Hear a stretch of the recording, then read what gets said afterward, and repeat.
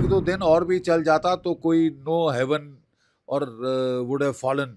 देखिए, बहुत नापातुला बयान है। उन्होंने कहा कि इस बार पाकिस्तान जो है हमारे बिल्कुल पॉपुलेशन सेंटर्स को छू नहीं पाया। कोई बॉम्ब नहीं गिरा, कोई कुछ नहीं हुआ, जबकि हमने उसके लाहौर, सियालकोट, मुरीद के, भावलपुर ये शहरों के बीचों बीच 9 टेररिस्ट ठिकाने ठोक दी। ठीक है? तो क्वाइट ऑब्वियसली वो उन्होंने सही कहा है कि चाइना 81% हथियार उनके चाइना ओरिजिन के हैं। चाइना अपने हथियार फ्री में टेस्ट करवा रहा है यहाँ एडवांस्ड वेपन सिस्टम्स के बरखिलाफ। तो हमको ये देखना था कि हम क्या कर सकते हैं। इसके लिए अगले राउंड के लिए हमको बिल्कुल तैयार रहना होगा।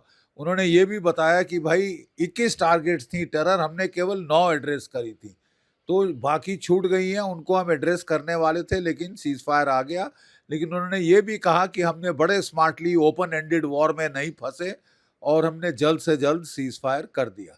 मेरा सिर्फ कहना है कि एक दो दिन और भी चल जाता तो कोई नो हेवन और वुड हैव फॉलन, और अच्छा नुकसान हो जाता, क्योंकि हमने बिल्कुल एयर डोमिनेंस गेन कर ली थी।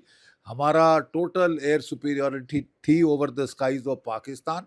तो अच्छी तरह से जो बची खुची टारगेट्स थी उनको भी ठोक लेना था 2 दिन तक या 3 दिन तक। कि एक दो दिन और भी चल जाता तो कोई नो हेवन और वुड हैव फॉलन।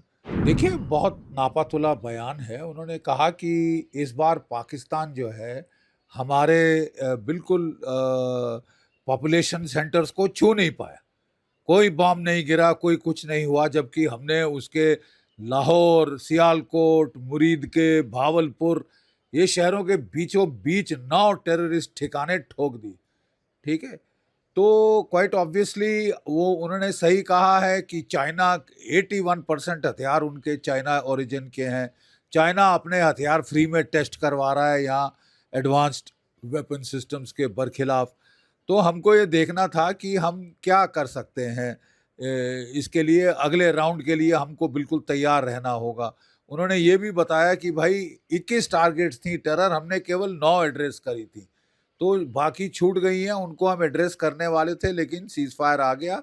लेकिन उन्होंने ये भी कहा कि हमने बड़े स्मार्टली ओपन एंडेड वॉर में नहीं फंसे और हमने जल्द से जल्द सीज फायर कर दिया।